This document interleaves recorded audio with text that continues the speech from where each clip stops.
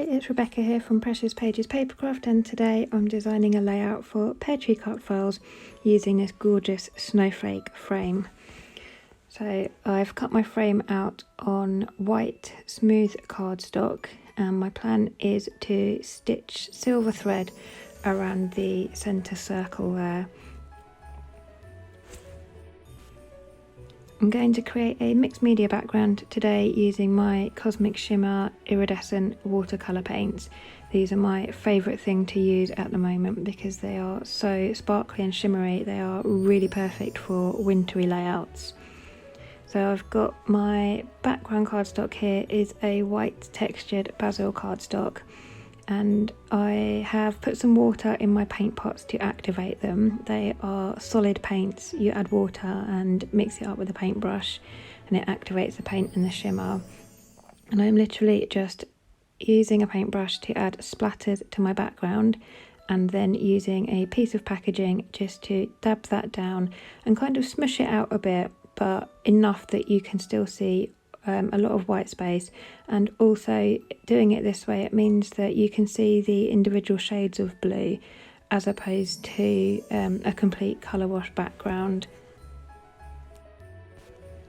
So I've pulled out several shades of paint here. The darker blue at the top there is a Shimmers and it's called Ultramarine, and then as we work our way down I've got Midnight Blue, Persian Sea, Aqua Mist. The one I'm using at the moment, I've forgotten to mention, is Lavender Shine, and then down the bottom there I've got Pearlescent and Silver, and I just repeat the process the whole way down. Once I'm finished with all my blues, I do use my heat gun to dry it off before adding the Pearlescent and the Silver, just so that they didn't blend in, because if they mix in with the blue, all they do is just make the blue a bit more pale, and I wanted them to show as individual colours, so I just dry off all the blues before adding those two. It's probably worth mentioning for anyone who's interested in trying mixed media, I haven't put any gesso on my background today. I've not got a lot of water going onto it. I'm just using the paint just as splatters, so very minimal water, which means my page won't warp so much, and I'm not really worried about sort of moving the colours around once they've hit the page. I wanted it to look very kind of patchy with white space, so I didn't feel the need to use the gesso.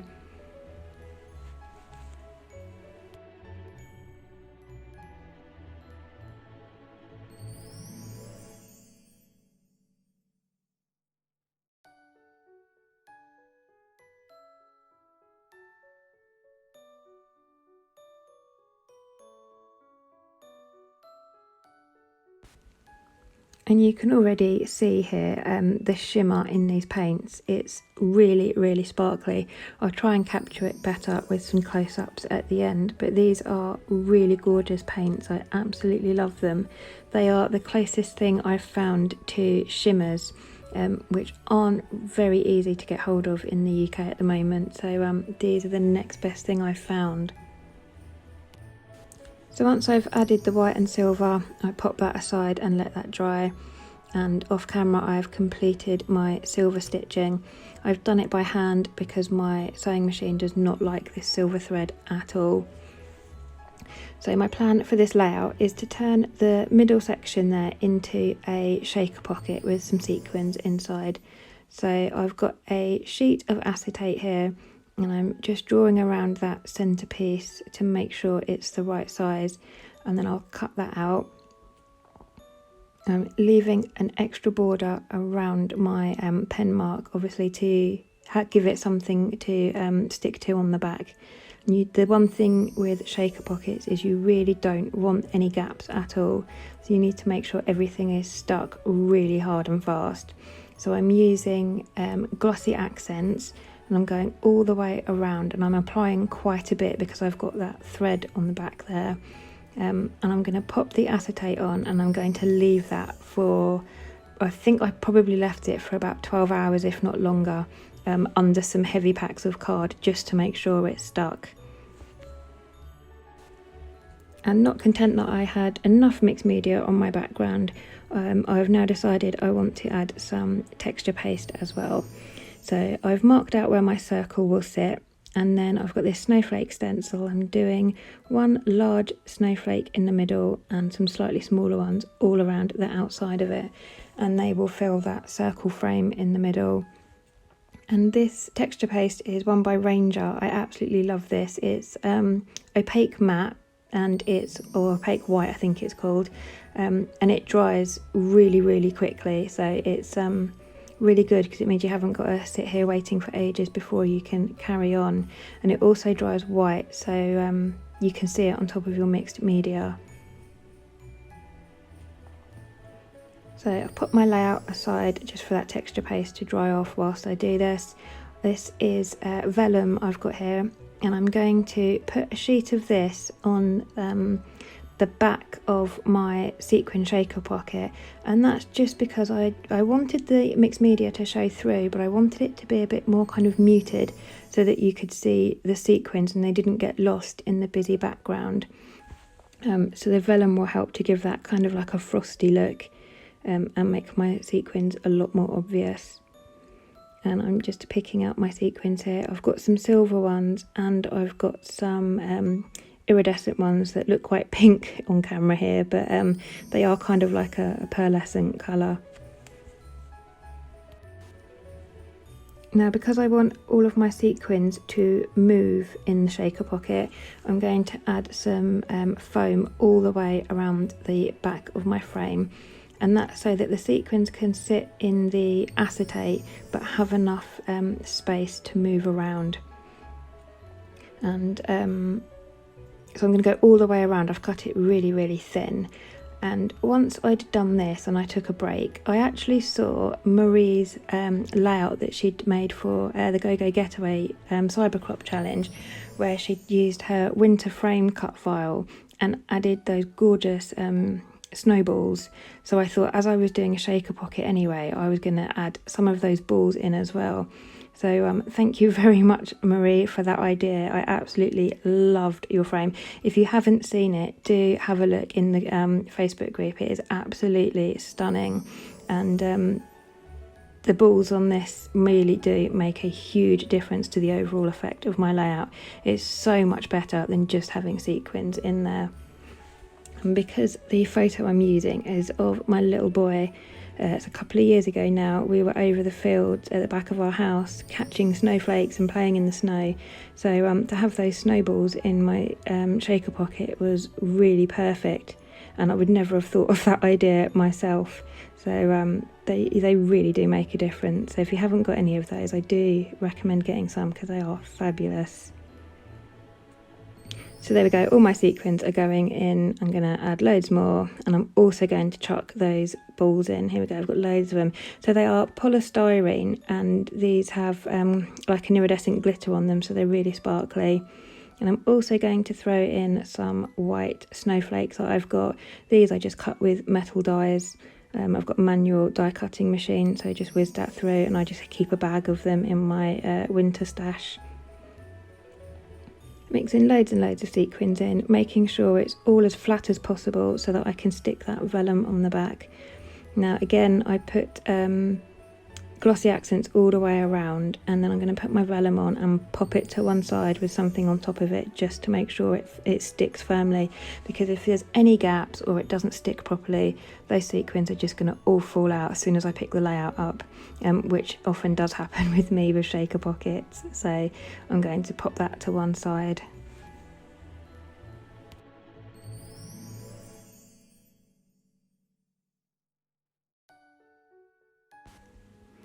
So this is my photo. Like I said, it's of my little boy trying to catch some snowflakes, and he's looking up to kind of like the left hand corner. So my plan is to pop my photo on the bottom right hand corner of that sequin shaker pocket, so that he's kind of looking up at the shaker pocket as if he's trying to catch the snowballs from it, which is something Missy Whidden does an awful lot. She always places her photos so that the subjects in her photos are looking across the layout, and it really does look very effective when you do it that way. So I've matted my photo onto white cardstock first, and then I've got a gorgeous silver glitter cardstock. I've put a second layer behind that and distressed the edges of that with my scissors. And now I'm just pulling out some pattern papers just to add a bit more colour and variation in the blues to my layout. These are Echo Park, I think it's called Winter Magic, this collection. It's from this year. It's absolutely stunning. It's one of the nicest winter collections I think I've ever seen. So I've got quite a few of the papers and the sticker sheet from this one. So I'm just adding a couple of layers behind there. And again, using my scissors to distress them. The bottom edges I haven't cut straight, I've just torn just to add a bit more texture. And I just need to cut the branding strip off my layout now before sticking my frame down, because I need to make sure that goes down very central.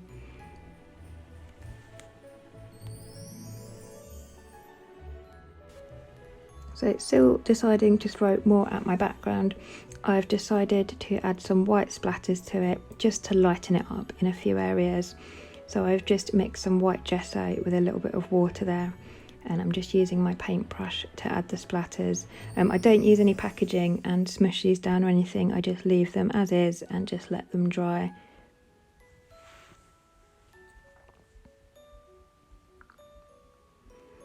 So that's my background done. I promise I'm calling it done. And there is that sequin shaker pocket, and I just love it. It's really mesmerising to watch, and the noise it makes as those balls and sequins move around is just really lovely. Like, I just sit here at my desk shaking it like a weirdo. It's just so mesmerising. So I've stuck glossy accents on the back of my shaker pocket, and then I'm just going to use PVA glue in a fine liner bottle around the outside of my cut file to stick that down. I'm not going to worry about sticking any of the snowflake parts down. I'm literally just sticking the back of that shaker pocket and the outside edge of the cut file.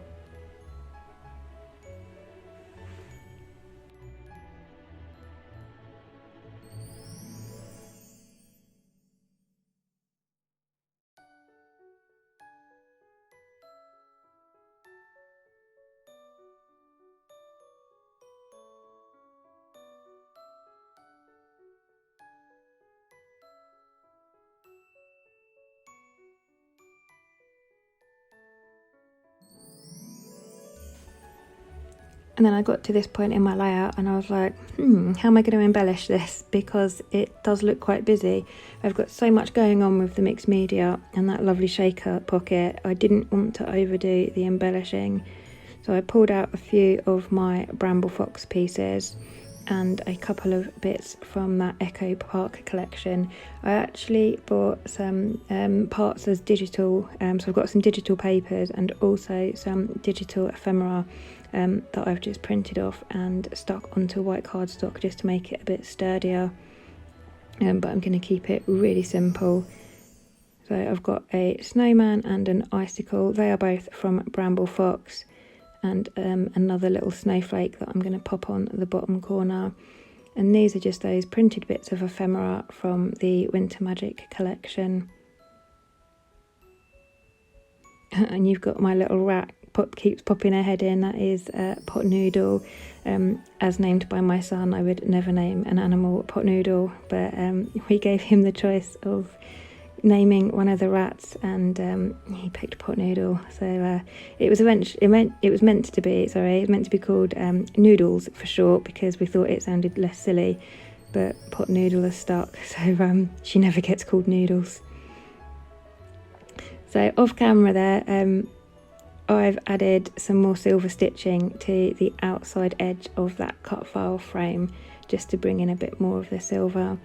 And then I'm adding my title along the inside of that acetate on that circular frame. My title is Catching Snowflakes. And I think that is pretty much me done. Oh no, I came in with some Nouveau drops. So on the centre of all the snowflakes, and on a few of the circular parts of like the end of the snowflake's arm, I guess you could call them, I've just added some Nouveau drops, and let me grab it.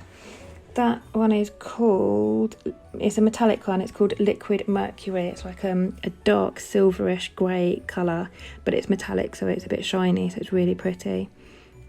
And then I think that's the last thing I do. So thank you very much for joining me today. If you're not already in the Peartree Cutfiles Facebook group, please do head over and join, because you'll get loads of inspiration from the group. There's also weekly freebies, and you'll hear all the latest news and gossip about what's coming up with Peartree Cutfiles. So thank you very much for joining me. Please remember to subscribe if you haven't already, and I'll see you next time.